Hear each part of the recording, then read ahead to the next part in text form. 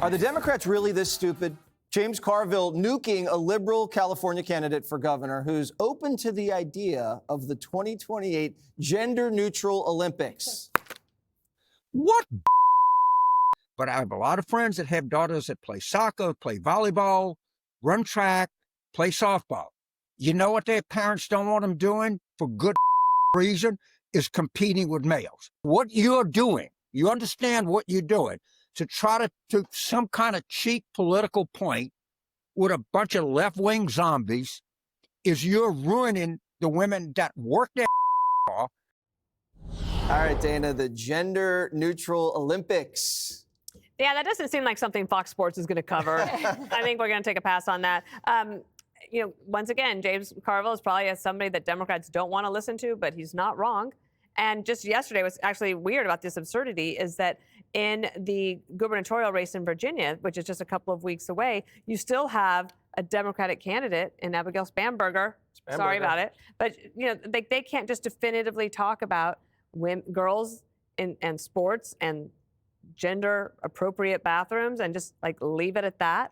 They are still sort of tiptoeing around it, even as we found out late last week or this week that the numbers of young people identifying as trans or gender neutral has plummeted, as if the fad is over. Yeah, you can't field an Olympic team if no one's identifying as trans. Well, right? We know Spanberger has no balls because she's not standing up for women. I think you got to see why, not just what the issue is, but how did it spread so quickly? And it comes down to the framing. If you look back at all the trans stuff, it was all benefits, no consequences, which has no part in reality. Everything is trade-offs. If you go on statins, they're going to tell you there are side effects. If you're going to move to a new city, there's going to be a downside with the traveling. If you have kids, there's a downside and an upside.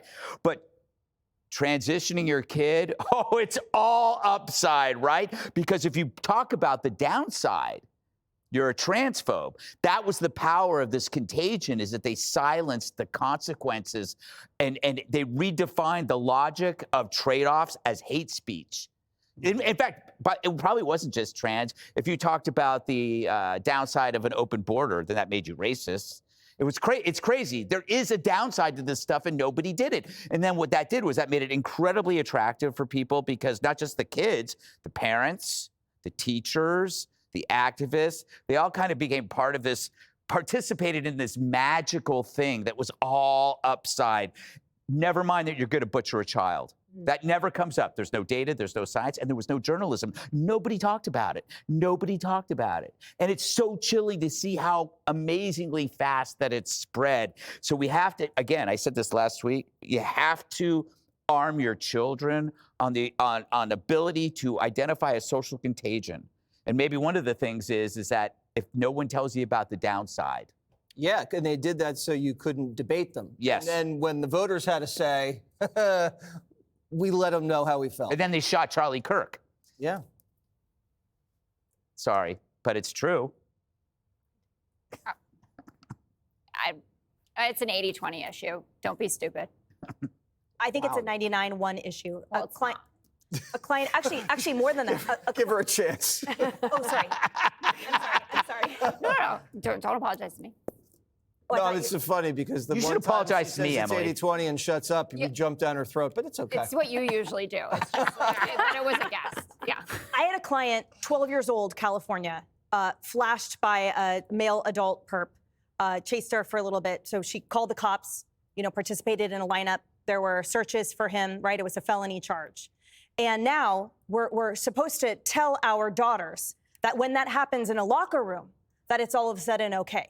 And I think about this woman who was prosecuted in Arizona at a mall, and she was breaking up with her boyfriend, and he had cheated on her. So she's finds out there, and she's taking off her clothes, this isn't good enough for you. It's maybe not appropriate, but sort of understandable. Well, she was charged with lewd and lascivious, and also a felony, because there were children around her at the mall. And so you take these two examples, and one of them abjectly frightening, and one clearly sort of checking a box, but I get the reasoning behind.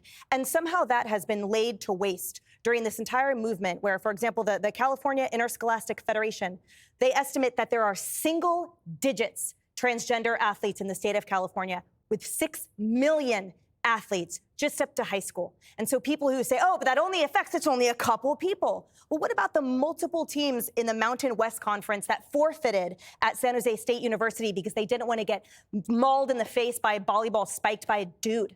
So the argument that this somehow is private or doesn't affect anyone or somehow magically overnight comes out of the criminal law box and becomes in the moral transgender rights box, to me is sickening. You know how you handle the transgender Olympics, Emily? You let the women take steroids, and then you have the transgender guys be clean, and that makes it more fair. Does it? Problem solved. There you go. Problem solved. You are a peacemaker. Up next, he's not just anchoring the news, he's anchoring history. Bret Baier is here to preview his new book about Teddy Roosevelt. Click here to subscribe to the Fox News YouTube page to catch our hottest interviews and most compelling analysis. You won't get it anywhere else.